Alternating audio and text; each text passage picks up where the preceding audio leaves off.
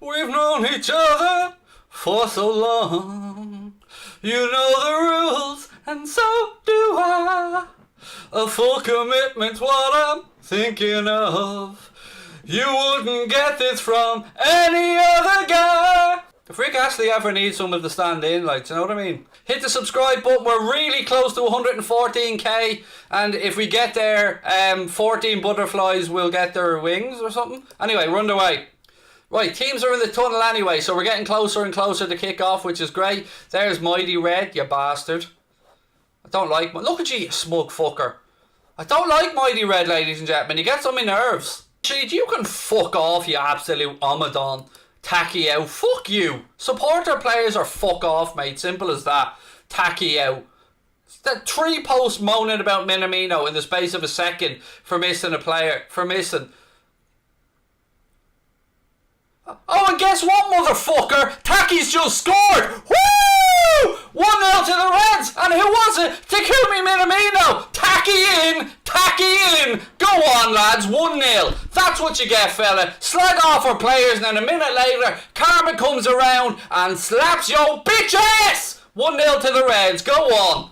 And that's what you get, mate. That's what you get for being a hater. Tacky heard you and he said, I'm going to ram this back down that little twat's throat. 1-0 to the Reds. Go on, Tacky. Ball over the top. Minamino. Not only that, mate, the man controlled it with a back heel. Because that's what he can do, fella. And then he decided, nah, I'm not going to just control it with a back heel and I'm that damn good. I'm going to also take it past the defender and go past the keeper. 1-0. Woo! 1-0, fella. There you go. Tacky. You love to see it. You love to see it. Nice little 1-2 again. Lovely cross from Sim. Ah! It's beautiful! Bobby! Bobby! Bobby! Bobby! Bobby! Bobby! Absolutely goddamn beautiful. Costa Simicus whips in the ball. Bobby Firmino whips his right foot out, knocks it past the keeper, and it's 2-0. And you know what, ladies and gentlemen? There's something that Craig I want you to know. He's the best in the world. He's Bobby Firmino. And number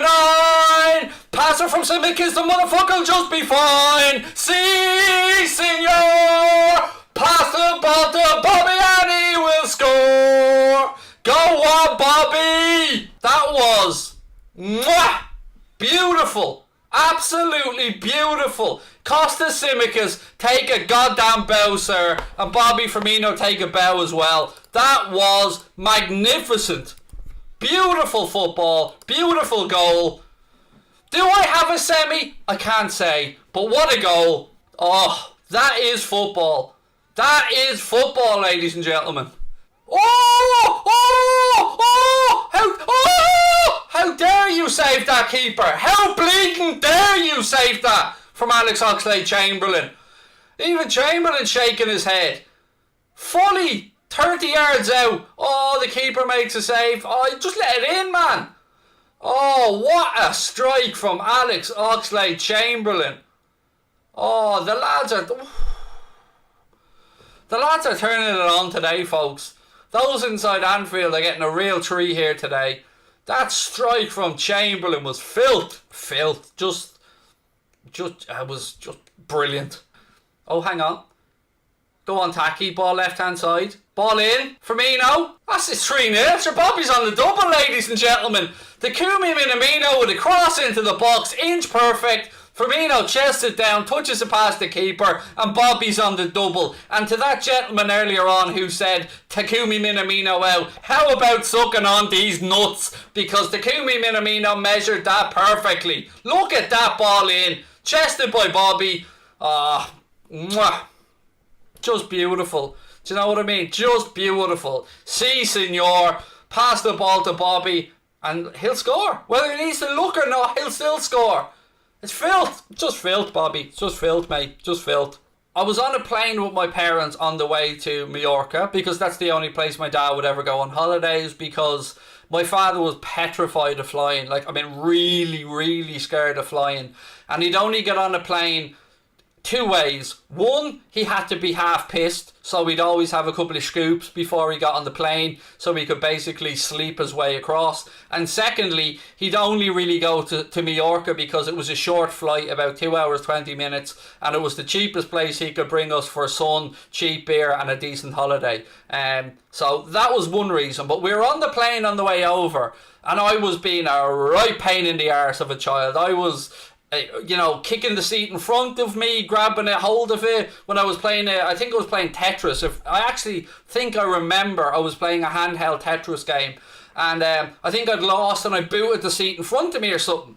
And so this lady turns around and sees then there was a kid, and she just smiled. And my mum and dad got talking to them then as the flight went on.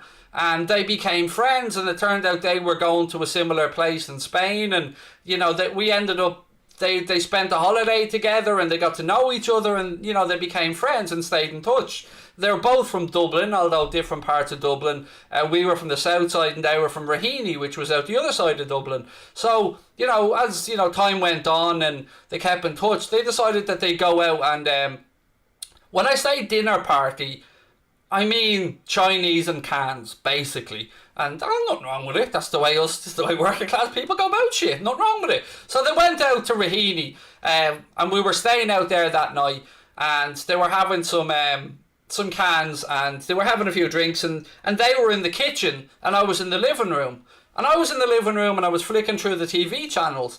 And at that time, my only real exposure to football had been Barcelona because of my trips over to Mallorca previously, and my first football shirt was a Barca shirt, a fake one, but a Barca shirt nonetheless. And I was flicking through the TV, and I seen that there was a game on, and it just happened to be the game that Arsenal came to Anfield needing to win by 2 clear goals to win the First Division title. And I was watching the game, and Liverpool were 1-0 up, and I just remember the stadium just being, you could feel the tension, the vibe, the atmosphere, the love, you could feel it all. And then Arsenal scored, as we know, and they go and they win the First Division title at Anfield. But I was mesmerised by seeing the respect that was shown, even as a kid, by the crowd inside Anfield, and the applauding of the Arsenal team as they won the league. And that was it. That was the moment that made me fall in love with Liverpool Football Club. I've got no brothers or sisters, so I'm an only child, so I'd no influence from that. My uncles and that are split. Some are United fans, some are Leeds fans, some are Liverpool fans, but they'd never tried to force football upon me.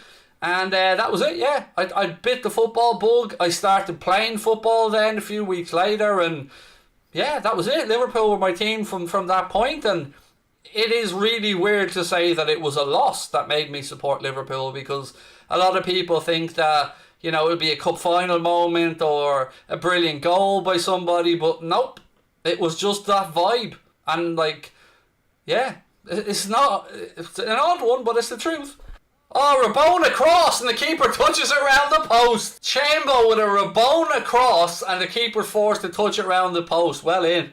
Craig, FIFA would make you really mad. It would. And Polo, this is a true story I'm about to say to you, mate, so please don't think I'm lying, because I promise you I'm not. Before I got my Sky Q box, you remember the old Sky boxes that had the bigger remote controls? I used to order them in boxes of 6 or 12 from eBay, the moody ones now, because I used to smash them so frequently before I start YouTube and watching football. I'm not lying. I can get my wife down, she'll tell you the very same thing. I used to have boxes of them in the press because I used to smash them off the fireplace so much in anger. So, and they were cheap. Bobby's coming off, by the way, to be replaced. Well done, Bobby. Great hour from Bobby. And Thiago Alcantara. Thiago